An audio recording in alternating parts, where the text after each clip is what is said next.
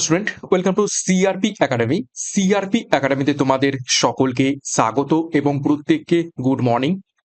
আমরা upcoming Kolkata police এবং West Bengal police exam 2024কে লক্ষ্য করে প্রত্যেকদিন সকাল 7টা থেকে বাছাই করা হুবহু কমনযোগ্য 40টি করে প্রশ্নোত্তর দেখছি এবং আজকে আমরা 3 নম্বর প্র্যাকটিস সেট দেখব।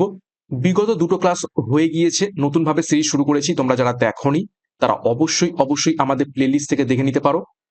এবং সন্ধ্যা ছটায় তোমাদের আপকামিং ডাব্লিউবিপিএসসি ক্লার্কশিপ এক্সামকে লক্ষ্য করেও 40টা করে প্রশ্ন উত্তর প্র্যাকটিস করানো হচ্ছে। তো দিনে 80টা প্রশ্ন উত্তর তোমরা এখান থেকে প্র্যাকটিস করতে পারবে। আপকামিং সমস্ত পরীক্ষার জন্য ইম্পর্টেন্ট এবং শুধুমাত্র তো প্রশ্ন নয়, সাথে আমি এক্সট্রা নোটসও রাখছি যা তোমাদের অনেক অনেক হেল্প করবে। তো যাই হোক, আজ ক্লাসটা শুরু করবো। তার আগে সিআরপি একাডেমিতে যদি নতুন হয়ে থাকো অবশ্যই চ্যানেলটিকে সাবস্ক্রাইব করো, পাশের বেল আইকনটা প্রেস করে রাখো এবং আমাদের টেলিগ্রামে যুক্ত হয়ে যাও। ফ্রি পিডিএফ, বিষয়ভিত্তিক মক টেস্ট, সাপ্তাহিক কারেন্ট অ্যাফেয়ার্স এবং সাপ্তাহিক ফুল মক টেস্ট পাওয়ার জন্য। তো ক্লাসটা শুরু করা যাক। কি কি 40টা প্রশ্ন উত্তর আজকে ক্লাসে রয়েছে সেগুলো এক এক করে দেখে নেওয়া যাক। দেখো, প্রথম প্রশ্ন কারেন্ট অ্যাফেয়ার্স এর উপর থেকে। EY World Entrepreneur of the Year 2024 অ্যাওয়ার্ডের জন্য নির্বাচিত হলেন নিচের কোন ব্যক্তি? প্রত্যেকটা প্রশ্ন চলাকালীন নিজেরাই সঠিক উত্তরগুলো কমেন্ট বক্সে কমেন্ট করার চেষ্টা করবে এবং আমার উত্তরের সাথে মেলানোর চেষ্টা করবে তোমাদের উত্তরগুলো মিলছে কি। প্র্যাকটিসটা হয়ে যাবে। সঠিক উত্তর হবে অপশন এ, ভেল্লায়ান সুব্বিয়া। তিনি world Entrepreneur of the Year 2024 অ্যাওয়ার্ডের জন্য নির্বাচিত হয়েছেন। 2 নম্বর প্রশ্ন দেখো, এমপ্লয়িজ স্টেট ইন্স্যুরেন্স কর্পোরেশন বা ইএসআইসি এর ডিরেক্টর জেনারেল পদে নিযুক্ত হলেন নিচের কোন ব্যক্তি?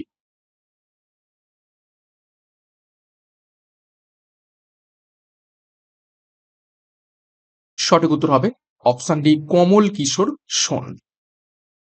3 নম্বর প্রশ্ন দেখো, ভারতের শীর্ষ তেল সরবরাহকারী দেশ হলো নিচের কোন দেশটি?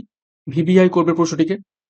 পরীক্ষায় প্রশ্ন আসতে পারে যে কোন দেশ থেকে সব থেকে বেশি পরিমাণ তেল আমদানি করে থাকে ভারতবর্ষ, বা উল্টে প্রশ্ন আসতে পারে ভারতের শীর্ষ তেল সরবরাহকারী দেশ কোনটি? তো সঠিক উত্তর হয়ে যাবে অপশন সি, রাশিয়া। 4 নম্বর প্রশ্ন, বিশ্বের তৃতীয় বৃহত্তম সোনা ক্রয়কারী দেশের তকমা পেল নিচের কোনটি?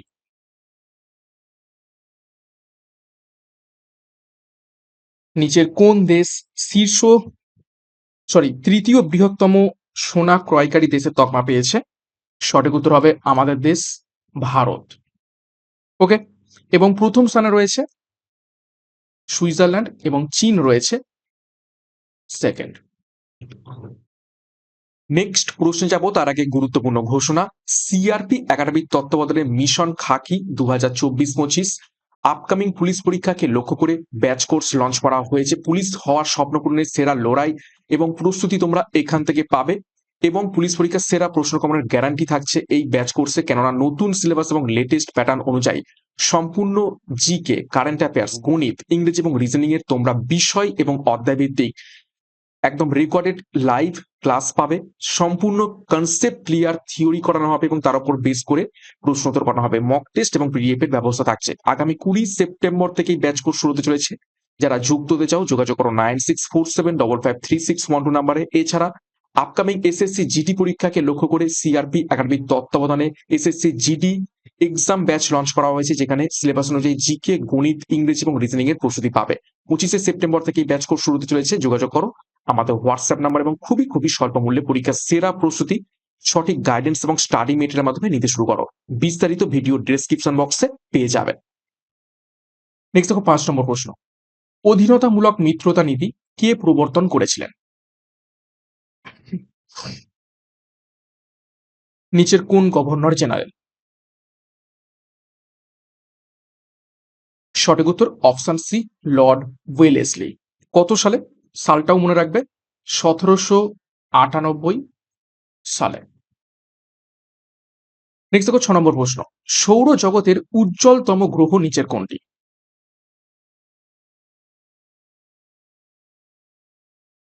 উজ্জ্বলতম বা এটাকে ঘুরিয়ে আসতে পারে উত্তপ্ততম। তো সঠিক উত্তর হবে অপশন বি, শুক্র। এবং শুক্র উল্টো দিকে ঘোরে, উল্টো দিকে ঘোরে। ওকে, ম্যাক্সিমাম গ্রহ কি হয়, ম্যাক্সিমাম গ্রহ পশ্চিম থেকে পূর্বে ঘোরে, কিন্তু শুক্র ঠিক উল্টো দিকে ঘোরে, অর্থাৎ পূর্ব দিকে পশ্চিম দিকে ঘোরে। অর্থাৎ আমাদের পৃথিবীতে সূর্য ওঠে কোন দিক থেকে, পূর্ব দিক থেকে, কিন্তু শুক্র গ্রহতে যদি থাকো তাহলে দেখবে যে সূর্য উঠছে কোন দিক থেকে, পশ্চিম দিক থেকে। ওকে, নেক্সট 7 নম্বর প্রশ্ন, ধোঁয়াধার জলপ্রপাত কোন নদীর তীরে অবস্থিত রয়েছে?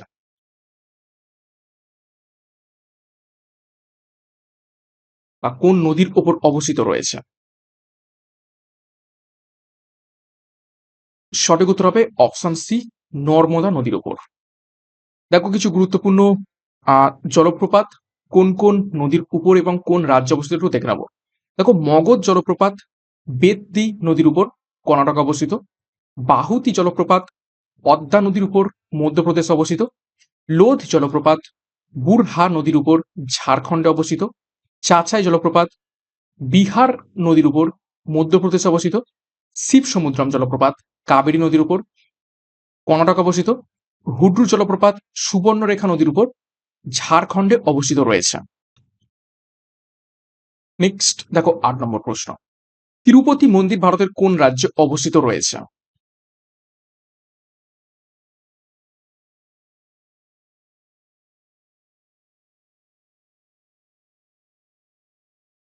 তো 8 নম্বর প্রশ্নের সঠিক উত্তর মিলে নাও অপশন বি, অন্ধ্রপ্রদেশে অবস্থিত রয়েছে তিরুপতি মন্দির। দেখো কিছু বিখ্যাত মন্দির এবং কোন রাজ্যে অবস্থিত একটু দেখে নেবো।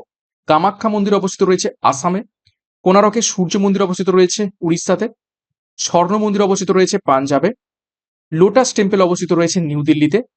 দিলওয়ারা মন্দির অবস্থিত রয়েছে রাজস্থানে। মীনাক্ষী মন্দির অবস্থিত রয়েছে তামিলনাড়ুতে। নেক্সট 9 নম্বর প্রশ্ন, সুন্দরবন কত সালে ওয়ার্ল্ড হেরিটেজ সাইটের আখ্যা পেয়েছে? খুবই গুরুত্বপূর্ণ প্রশ্ন।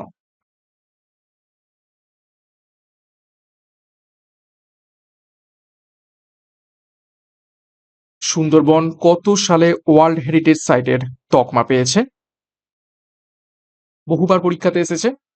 সঠিক উত্তর হয়ে যাবে অপশন সি, 1987 সালে। এখানে কিছু গুরুত্বপূর্ণ তথ্য জেনে রাখবে সুন্দরবন সম্পর্কে। কি? সুন্দরবন টাইগার রিজার্ভ, ঠিক আছে, টাইগার রিজার্ভের তকমা পাই 1973 সালে। তারপর ওয়াইল্ড লাইফ স্যাংচুয়ারি তকমা পাই 1977 সালে। ন্যাশনাল পার্ক, ন্যাশনাল পার্কের স্ট্যাটাস পায় 1984 সালে। এবং সর্বশেষ রামসার সাইট, রামসার সাইটের তকমা পাই 2019 সালে। খুবই খুবই গুরুত্বপূর্ণ তথ্য। নেক্সট দেখো 10 নম্বর প্রশ্ন, তহকক ই হিন্দ কে রচনা করেছিলেন?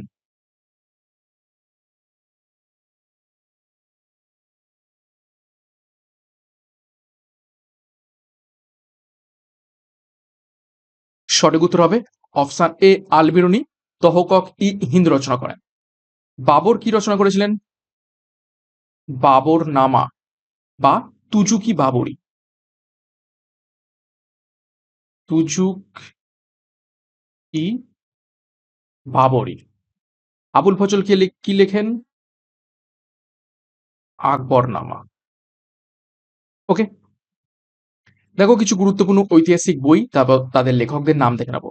কীর্তি কৌমুদী লেখেন সোমেশ্বর। পঞ্চ সিদ্ধান্তিকা লেখেন বরাহমিহির। সূর্য সিদ্ধান্ত লেখেন আর্যভট্ট। রত্নাবলী লেখেন হর্ষবর্ধন। মত্তবিলাস লেখেন মহেন্দ্র বর্মন এবং কিরান উস সাদাহীন লেখেন আমির খসরু। এটা হবে খসরু। ওকে, খুবই গুরুত্বপূর্ণ তথ্য। 11 নম্বর প্রশ্ন দেখো, মামা ভাগ্নে পাহাড় পশ্চিমবঙ্গের কোন জেলাতে অবস্থিত রয়েছে? একদম বাছাই করা নতুন নতুন প্রশ্ন উত্তর নিয়ে আসছি। কিছু প্রশ্ন অবশ্যই আমি রিপিট করবই, তোমরা যতই কমেন্ট বক্সে কমেন্ট করো যে প্রশ্ন রিপিট হচ্ছে, কিন্তু আমার কর্তব্য কিছু প্রশ্ন রিপিট করানো।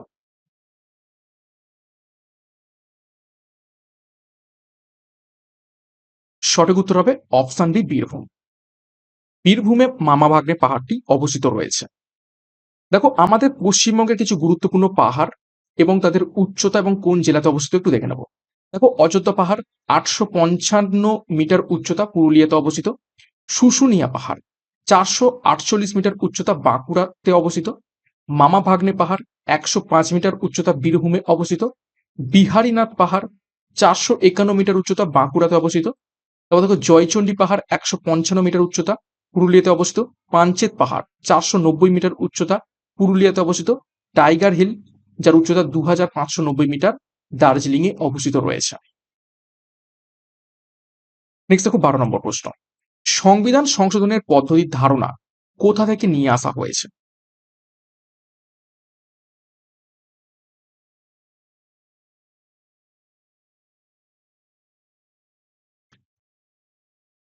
সঠিক উত্তর হবে অপশন এ, দক্ষিণ আফ্রিকা থেকে সংবিধান সংশোধন করার পদ্ধতি নিয়ে আসা হয়েছে। এবং কোথায় রাখা হয়েছে এটাকে? পার্ট 20 এবং আর্টিকেল 368, 268 নম্বর আর্টিকেলে রাখা হয়েছে। নেক্সট দেখো 13 নম্বর প্রশ্ন, ভাকরা নাঙ্গাল বাঁধ কোন নদীর উপর অবস্থিত রয়েছে? ভাকরা নাঙ্গাল বাঁধ হলো ভারতের বৃহত্তম নদী পরিকল্পনা বা বাঁধ বলতে পারো।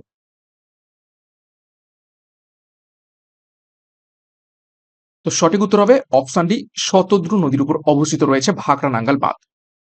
14 নম্বর প্রশ্ন দেখো, ভারতের বৃহত্তম কয়লা ক্ষেত্র নিচের কোথায় অবস্থিত?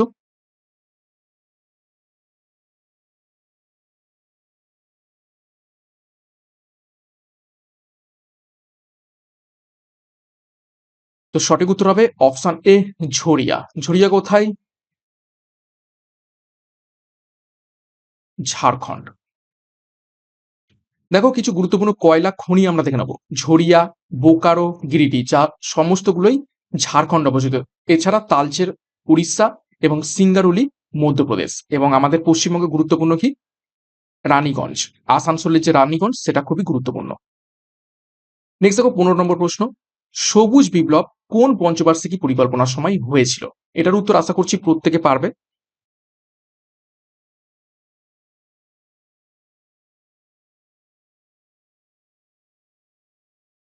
সঠিক উত্তর হবে অপশন সি, তৃতীয় পঞ্চবার্ষিকী পরিকল্পনা। মূলত 1961 সালের দিকে এসেছিল সবুজ বিপ্লব এবং এর জনকের নাম কি?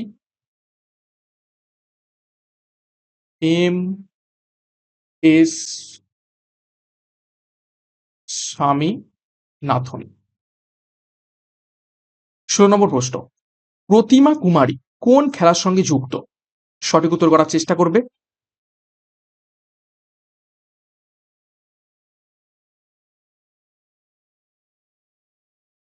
তো সঠিক উত্তর মিলিয়ে নাও, অপশন বি, ওয়েট লিফটিং বা ভারোত্তোলন খেলার সাথে সম্পর্কিত রয়েছেন প্রতিমা কুমারী। 17 নম্বর প্রশ্ন, রাজা বিক্রমাদিত্য কোথাকার শাসক ছিলেন? বিক্রমাদিত্য মানে আর কেউ নয়, তিনি হলেন কে?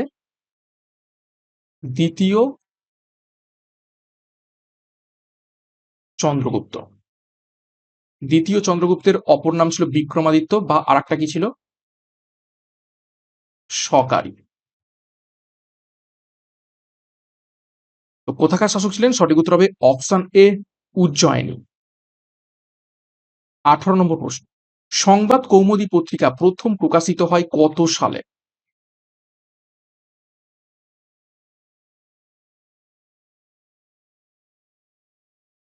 সঠিক উত্তর করবে।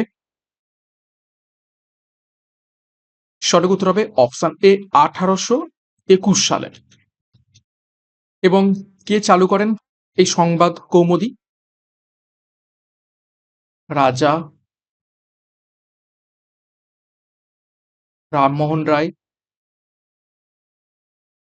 এবং ভবানী চরণ। ওকে, নেক্সট দেখো কিছু গুরুত্বপূর্ণ আমরা ঐতিহাসিক সংবাদপত্র এবং তাদের সম্পাদকদের নাম দেখে নেব। হিন্দু প্যাট্রিয়ট, তার সম্পাদক ছিলেন হরিশচন্দ্র মুখোপাধ্যায়। ইন্ডিয়ান মিরর পত্রিকার সম্পাদক ছিলেন কেশবচন্দ্র সেন, যুগান্তর পত্রিকার সম্পাদক ছিলেন ভূপেন্দ্রনাথ দত্ত, সঞ্জীবনী পত্রিকার সম্পাদক ছিলেন কৃষ্ণ কুমার মিত্র, সন্ধ্যা পত্রিকার সম্পাদক ছিলেন ব্রহ্মবান্ধব বন্দ্যোপাধ্যায়। নেক্সট দেখো 19 নম্বর প্রশ্ন, পেনাল্টি কর্নার কোন খেলার সঙ্গে যুক্ত?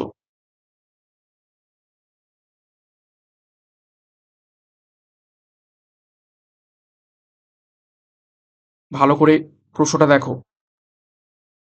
বলেছে পেনাল্টি কর্নার, তো যখন বলবে পেনাল্টি কর্নার তখন হবে সঠিক উত্তর অপশন সি হকি।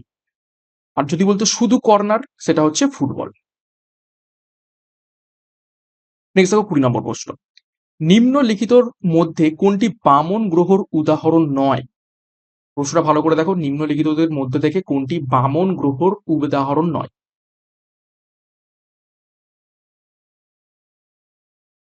অর্থাৎ তিনটে অপশন বামন গ্রহর আর একটা বামন গ্রহর উদাহরণ নয়।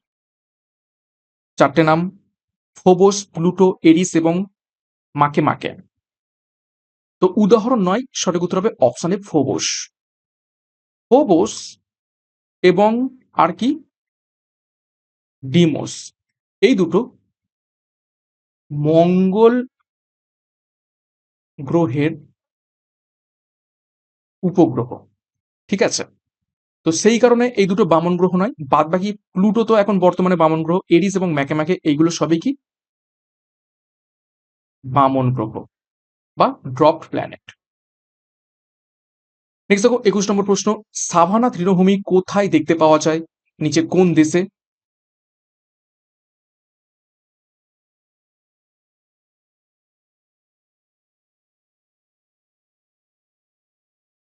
সঠিক উত্তর অপশন এ অস্ট্রেলিয়াতে। দেখো কিছু গুরুত্বপূর্ণ তৃণভূমি এবং কোন কোন দেশে দেখতে পাওয়া যায় একটু দেখে নেবো। ক্যান্টারবেরি দেখতে পাওয়া যায় নিউজিল্যান্ডে, পম্পাস দেখতে পাওয়া যায় দক্ষিণ আমেরিকাতে, প্রেরি দেখতে পাওয়া যায় উত্তর আমেরিকাতে, পুস্তাচ তৃণভূমি দেখতে পাওয়া যায় হাঙ্গেরিতে, ল্যানোস তৃণভূমি দেখতে পাওয়া যায় ভেনিজুয়েলাতে, স্টেপস দেখতে পাওয়া যায় ইউরোপ এবং উত্তর এশিয়াতে। 22 দেখো, পিচোলা হ্রদ ভারতের কোন রাজ্যে অবস্থিত রয়েছে?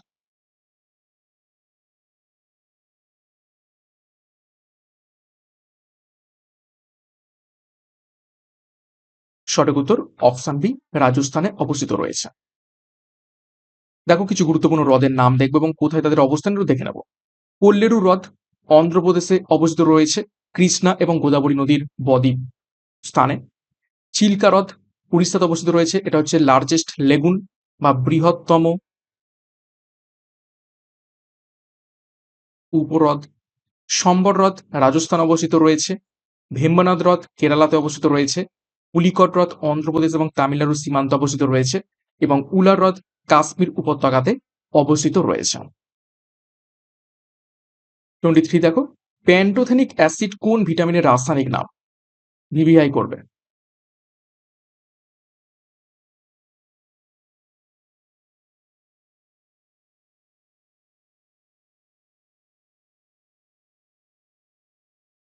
সঠিক উত্তর হবে অপশন বি ভিটামিন বি5 এর রাসায়নিক নাম প্যান্টোথেনিক অ্যাসিড।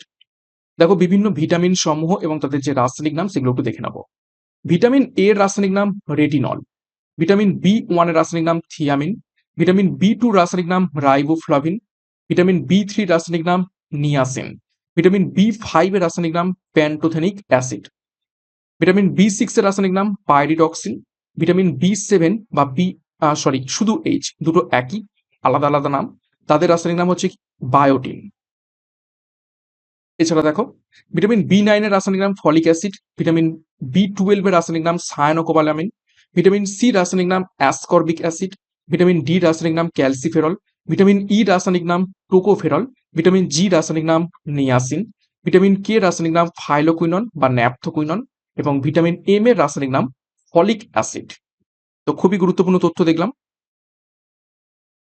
24 নম্বর প্রশ্ন, ট্যাক্সোনমির জনক কাকে বলা হয়ে থাকে?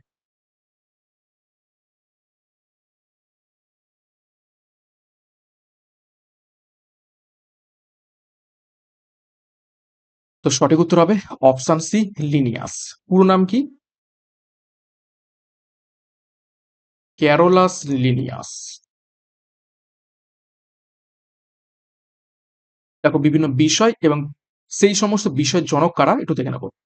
অঙ্ক বা গণিতের জনক আর্কিমিডিস, পাটিগণিতের জনক ব্রহ্মগুপ্ত, বীজগণিতের জনক আল খোয়াজমি, জ্যামিতির জনক ইউক্লিড এবং পরিমিতির জনক লিওনার্দ ডিক্স। 25 দেখো, ক্যালসিয়াম কার্বনেটের রাসায়নিক সংকেত নিচের কোনটি?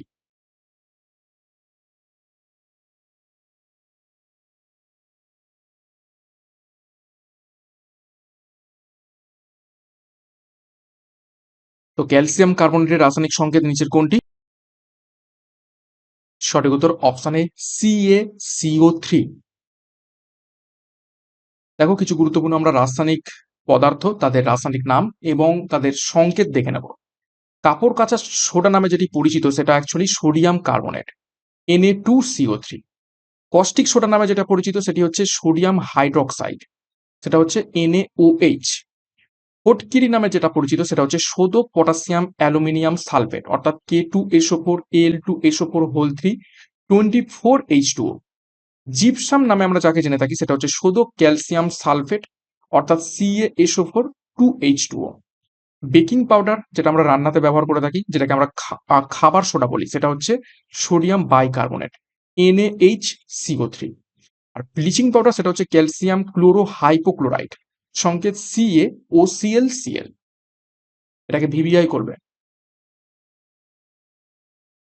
26 দেখো, নিম্নের কোনটি গ্রিন হাউস গ্যাস নয়? চারটে গ্যাস রয়েছে, methane, carbon die oxide, nitrous oxide এবং অক্সিজেন। ইজি প্রশ্ন, তো সঠিক উত্তর হবে অপশন ডি অক্সিজেন। 27, ক্লোরিনের যোজ্যতা কত? যোজ্যতা মিনস শেষ কক্ষে কতগুলো ইলেকট্রন আরো নিতে পারবে। ঠিক আছে, আমরা জানি কে, এল, এম এইভাবে কক্ষ যায়, কে তে দুটো, এল তে 8টা, এম এতেও 8টা, ম্যাক্সিমাম 8টা করে এই হতে থাকে। এবং ক্লোরিন অর্থাৎ Cl এর 17, তো 17-র মধ্যে কে দুটো চলে গেল, 8টা দিয়ে দিলাম, 10টা পড়ে রইল। ঠিক আছে, তার মানে আমরা এখানে কত দেবো? 7 দেবো। তার মানে আর কটা ইলেকট্রন নিলে 8 হবে? আর একটা ইলেকট্রন নিলে 8 হবে। তো এই 1 হয়ে যাবে কি কিসের? ক্লোরিনের যোজ্যতা। কটা ইলেকট্রন শেষ কক্ষে এখনো গ্রহণ করতে পারবে সেটাই হচ্ছে কোনো একটা মৌলের যোজ্যতা। ওকে, নেক্সট 28, মানুষের মস্তিষ্কে বৃহত্তম অংশ নিচের কোনটি? এই প্রশ্নটা আমি করিয়েছি।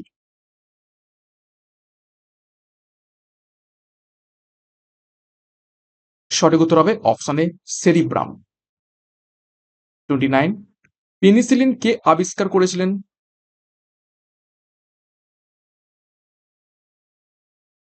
ইজি প্রশ্ন, সঠিক উত্তর হবে অপশন এ আলেকজান্ডার ফ্লেমিং। দেখো কিছু গুরুত্বপূর্ণ আবিষ্কার এবং আবিষ্কারকের নাম আমরা দেখে নেব। রক্ত সংবহন আবিষ্কার করেন উইলিয়াম হার্ভে। রক্তের গ্রুপ আবিষ্কার করেন কার্ল ল্যান্ডস্টেইনার। ভাইরাস আবিষ্কার করেন দিমিত্রি ইভানস্কি। ব্যাকটেরিয়া আবিষ্কার করেন লুমেনহক। পেনিসিলিন আবিষ্কার করেন আলেকজান্ডার ফ্লেমিং। কলেরা জীবাণু আবিষ্কার করেন রবার্ট কচ। কুষ্ঠের জীবাণু আবিষ্কার করেন হ্যানসেন। ম্যালেরিয়ার জীবাণু আবিষ্কার করেন ল্যাভেরন। নেক্সট দেখো 30 নম্বর প্রশ্ন, আর্সেনিকের প্রভাবে নিম্নলিখিত কোন রোগটি হয়ে থাকে?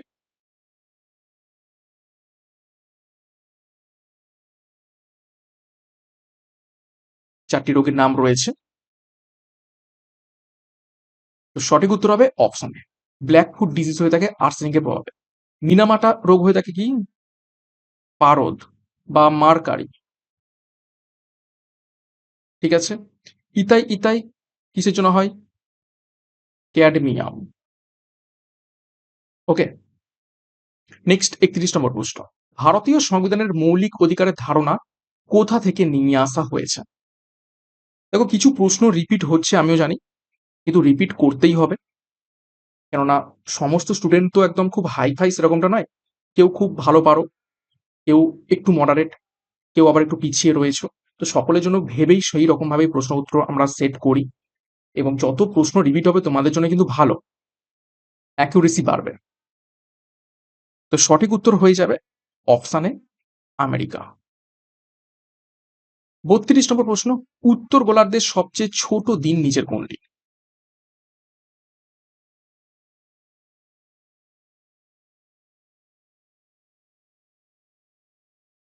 উত্তর গোলার্ধের সব থেকে ছোট দিন নিচের কোনটি? সঠিক উত্তর হবে অপশন ডি, 22শে ডিসেম্বর। 33 নম্বর প্রশ্ন, ভারতের প্রথম মহিলা মুখ্যমন্ত্রী কে ছিলেন?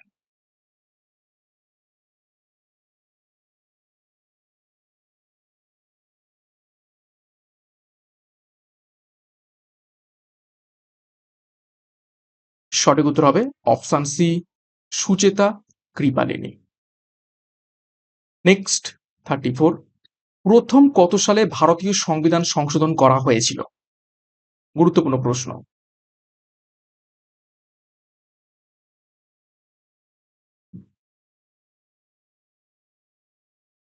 সঠিক উত্তর হবে অপশন বি, 1951 সালে। দেখো, এটি বাক স্বাধীনতা ও মত প্রকাশের স্বাধীনতা, জমিদারি বিলোপ আইনের বৈধতা সীমাবদ্ধ করার উপায় সরবরাহ করেছিল এবং স্পষ্ট করে দিয়েছিল যে সমতার অধিকার সমাজের দুর্বল অংশের জন্য বিশেষ বিবেচনা প্রদান করে, এমন আইন প্রণয়নে বাধা দেয় না। ওকে, এটা হচ্ছে প্রথম সংবিধান সংশোধন। নেক্সট 35, দেখো, বেটন কাপ কোন খেলার সঙ্গে যুক্ত, যেটাকে আমরা বাংলায় বেটন বলি?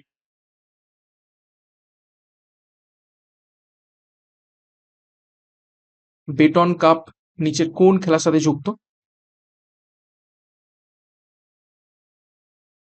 সঠিক উত্তর অপশন সি, হকি।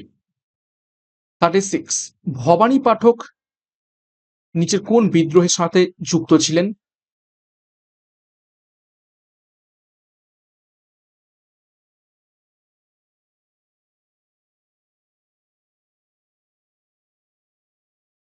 সঠিক উত্তর হবে অপশন সি, সন্ন্যাসী ও ফকির বিদ্রোহ।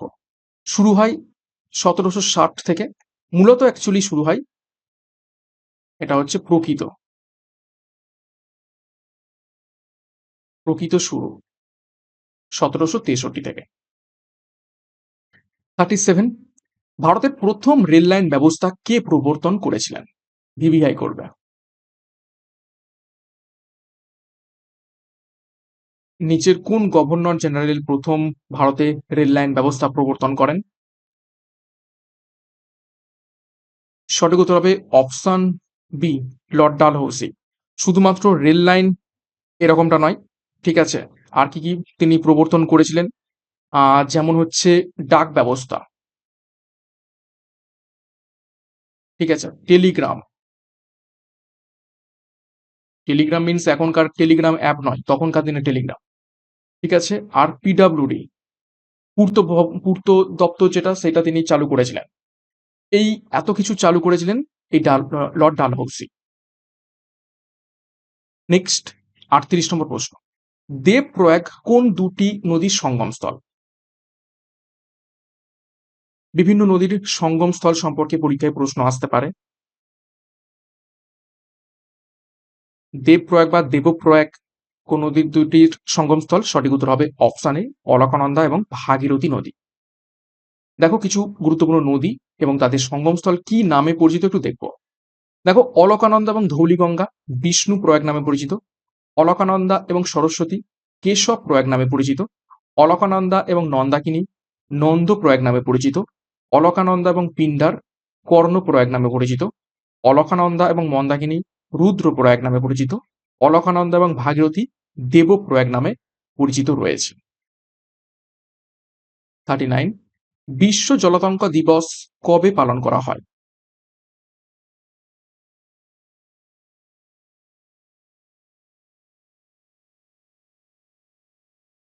সঠিক উত্তর হবে অপশন সি, 28শে সেপ্টেম্বর। শেষ প্রশ্ন, 40 নম্বর প্রশ্ন, দেখো, কত সালে তরাইনের তৃতীয় যুদ্ধ শুরু হয়েছিল? খুবই গুরুত্বপূর্ণ প্রশ্ন, ভিভিআই করবে। তরাইনের তৃতীয় যুদ্ধ কত সালে শুরু হয়? সঠিক উত্তর হবে অপশন এ, 1216 সালে। এবং কাদের মধ্যে হয়েছিল?